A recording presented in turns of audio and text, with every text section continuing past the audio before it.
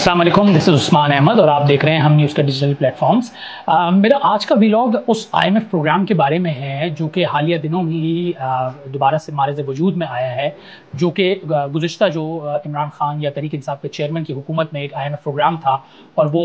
रवां साल या रवां गुज़िश्ता महीने जून में जो है वो ख़त्म होने लगा था, जो कि मुकम्मल नहीं होता। और उसको बचाने के लिए मौजूदा पीडीएम हुकूमत ने एक नया आईएमएफ प्रोग्राम जो है वो तय किया, जिसको स्टैंड बाय अरेंजमेंट का नाम दिया गया। इस प्रोग्राम के तहत पाकिस्तान को 3.2 अरब डॉलर्स मिलेंगे और इस प्रोग्राम का जो आगाज़ है वो 12 जुलाई को आईएमएफ के एग्जीक्यूटिव बोर्ड की मीटिंग होनी है, जिसके अंदर कहा जा रहा है कि उस मीटिंग से पाकिस्तान के प्रोग्राम की पहली किस्त की मंजूरी दी जाएगी, जो कि तकरीबन 1.1 अरब डॉलर्स की होगी। ताहम इसकी मंजूरी से पहले आईएमएफ जो है वो तमाम जो मामलात हैं, ऐसा लग रहा है उसने खुद अपने हाथ में ले लिए हैं, जहां पाकिस्तान को आईएमएफ की शराइत को बहुत तेज़ी से तस्लीम करना होगा। और कहा यह जा रहा है कि 12 तारीख से पहले ही कुछ ऐसी शराइत को तस्लीम करना होगा जिसकी बुनियाद पर पाकिस्तानी आवाम पर बोझ बहुत ज़्यादा पड़ेगा माशी तौर पर, जिसमें बिजली की कीमतों में इजाफा होगा, गैस की कीमतों में इजाफा होगा और एक मोहताद अंदाजे के तौर पर कहा जा रहा है कि तकरीबन 6 रुपये फी यूनिट तक का इजाफा बिजली की कीमतों में होगा। लेकिन आईएमएफ इस प्रोग्राम को, जो माजी का प्रोग्राम जो कि एक तरह से डीरेल हो गया था, उससे डरते हुए या उसको जहन में रखते हुए आईएमएफ मौजूदा प्रोग्राम को हर हाल में कामयाब बनाने के लिए खुद मुतहर्रिक हो गया। और जिसकी सबसे बड़ी मिसाल हमने गुज़िश्ता 2 रोज़ से देखी है, जब आईएमएफ ने एक गैर मामूली मुलाकातों का सिलसिला किया है, जो कि पाकिस्तान की सियासी जमातों से किए जा रहे हैं। ये इंतहाई अनप्रेसिडेंटेड है, गैर मामूली है। इससे पहले आईएमएफ प्रोग्राम जब भी होता था तो पार्लियामेंट से मंजूरी ली जाती थी सियासी जमातों के प्लेटफॉर्म से, लेकिन जो मौजूदा दौर है जिसमें आप देख रहे हैं कि शदीद सियासी अदम इस्तेहकाम है, इंतशार है, हैजानी कैफियत है, तो आईएमएफ फर्दन जो है हर सियासी जमात के पास जाके मिल रहा है। 2 रोज़ का आईएमएफ ने पीपल्स पार्टी के वफ़द से मुलाकात की थी, जिसमें नवीद कमर और सलीम मांडीवाला थे। और गुज़िश्ता रोज़ सलीम मांडीवाला, नवीद कमर ने हम न्यूज़ से गुफ्तगू करते हुए ये तस्दीक भी की थी कि आईएमएफ का वफ़द उनसे मिला था और आईएमएफ का वफ़द बेसिकली अपने ही प्रोग्राम के हवाले से फिक्रमंद है कि आईएमएफ का जो प्रोग्राम है वो पाया तकमील तक पहुँचेगा और इस प्रोग्राम की मुद्दत जो है वो 9 माह है। अब ये 9 माह की मुद्दत भी बहुत ही इंटरेस्टिंग है, क्योंकि इस वक्त पाकिस्तान में एक और जो बहस हो रही है वो इलेक्शंस के हवाले से हो रही है कि आया इलेक्शन जो है वो अक्टूबर में, रवां साल अक्टूबर 2023 में होंगे, नवंबर 2023 में होंगे, या ये 2024 तक मुलतवी या ताख़ीर का शिकार हो जाएंगे। इसके पीछे जो है वही सियासी जो इंतशार है उसकी सूरत हाल, और इसको देखते हुए गुज़िश्ता रोज़ आईएमएफ ने जो बड़ी और अहम तरीन मुलाकात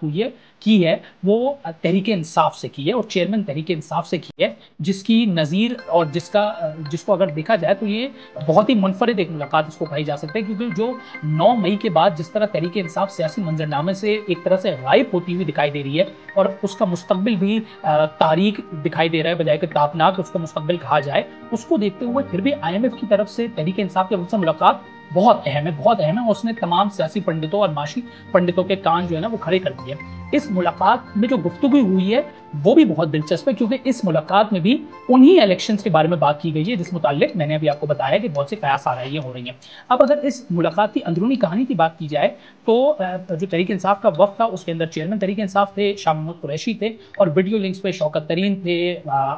हम्माद अजहर थे, उमर अयूब थे, और बाकी जो तहरीक इंसाफ की कोर टीम है, माशी टीम है, वो मौजूद थी। जबकि आईएमएफ की जो अपना वो है चीफ मिशन जो है नेथन पोर्टर, वो उन्होंने वीडियो लिंक के जरिए इस जो मीटिंग को है या जूम मीटिंग को है वो ज्वाइन किया था। अब जो इस मुलाकात में गुफ्तगू क्या हुई है ये भी जान लीजिए, बहुत दिलचस्प है ये। इसमें सबसे पहले तो इमरान खान के तहरीक इंसाफ के चेयरमैन ने आईएमएफ के वक्त से सवाल किया है कि क्या आईएमएफ ये जमानत दे सकता है कि मुल्क में इंतखाबात वक्त पर होंगे। इस पर आईएमएफ के वफ़द ने उनको जवाब दिया है कि आईएमएफ मुल्क में होने वाली सूरत हाल पर गहरी नज़र रखता है, लेकिन आईएमएफ एक हद से ज़्यादा सियासी मामलात में मुदाखलत नहीं कर सकता। यानी आईएमएफ ने बेसिकली तहरीक इंसाफ के चेयरमैन और तहरीक इंसाफ को ये बता दिया है कि इलेक्शंस कराने ना कराने का मैंडेट या इख्तियार आईएमएफ के पास नहीं है। इसके बावजूद भी मैं दोबारा ये रिपीट करूंगा कि आईएमएफ के वफ़द से तहरीक इंसाफ के वफ़द की तहरीक इंसाफ से मुलाकात बहुत अहम है, जो कि ये तासुर दे रही है कि तहरीक इंसाफ अभी भी पाकिस्तान के सियासी जो सेटअप है या सियासी जो निज़ाम है उसके अंदर भरपूर तरीके से मौजूद भी है और शायद वो आगे चल के भी मौजूद रहेगी कुछ ना कुछ हद तक। अच्छा, ये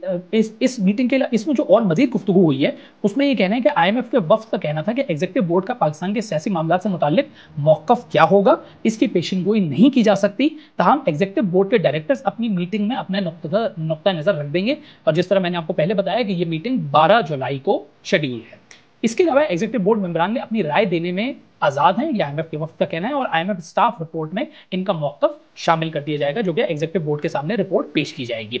इसके अलावा वफ़द ने मजीद कहा है कि आईएमएफ का प्रोग्राम इस तरीके से डिज़ाइन किया गया है जिसमें तवक्का है कि इक़्तिदार की मुंतकली वक्त पर होगी। उम्मीद है कि इस डिज़ाइन के तहत निगरान सेटअप आइन के मुताबिक अपनी मुद्दत के दौरान वक्त पर इंतखाबात करार देगा। ये बहुत इंतहाई दिलचस्प नुकता है क्योंकि ये प्रोग्राम 9 महीने पर मुहित होगा। यानी अगर आप इन 9 महीनों को देखें तो ये इम्कान ज़रूर मौजूद है कि जो निगरान सेटअप आएगा शायद वो भी अपनी आइनी मुद्दत से आगे चला जाए, उसको भी तोसी दी जाए जिस तरह पंजाब और खैबर पख्तूनख्वा में ऑलरेडी दी गई है। अब अगर मैं इस मीटिंग के हवाले से मजीद 2-3 पॉइंट्स जो कि अहम आपके सामने रखूँ, उसमें तो ये एक तहरीक इंसाफ के लिए भी, जहाँ तहरीक इंसाफ को अपना कद ऊंचा करने का भी मौका मिल गया है इस मीटिंग के जरिए, वो भी मीडिया के ऊपर या सोशल मीडिया के ऊपर ये बात बार बार बावर करा रही है कि तहरीक इंसाफ अभी भी बहुत पूरी तरीके से रेलिवेंट है और तहरीक इंसाफ की से आईएमएफ के वक्त की मीटिंग बहुत ज़्यादा अहम समझी जा रही है। दूसरा एक इसमें पहलू ये भी है कि कहा सुनने में आ रहा है, बल्कि वहाँ के रहनुमाओं ने, तहरीक इंसाफ के रहनुमाओं ने तस्दीक कर दी है कि उन्होंने इस आईएमएफ के प्रोग्राम की तायीद की है, उसके खैर मकदम किया है। ये भी एक इंतहाई अहम और दिलचस्प पेशरफ्त है, बिलखुसूस ये देखते हुए कि तहरीक इंसाफ के ऊपर ये इल्ज़ाम आयद किया जाता है कि तहरीक इंसाफ ने आईएमएफ के प्रोग्राम को अपने दौर में भी डीरेल करने की कोशिश की, बल्कि एक हद तक किया भी, और जो मौजूदा जब 2022 में नई हुकूमत आई है, पीडीएम की और तहरीक इंसाफ की हुकूमत को जाना पड़ा है, उसके बाद भी तहरीक इंसाफ ने अपनी सूबाई हुकूमतों के जरिए इस आईएमएफ के प्रोग्राम को डीरेल करने की कोशिश की।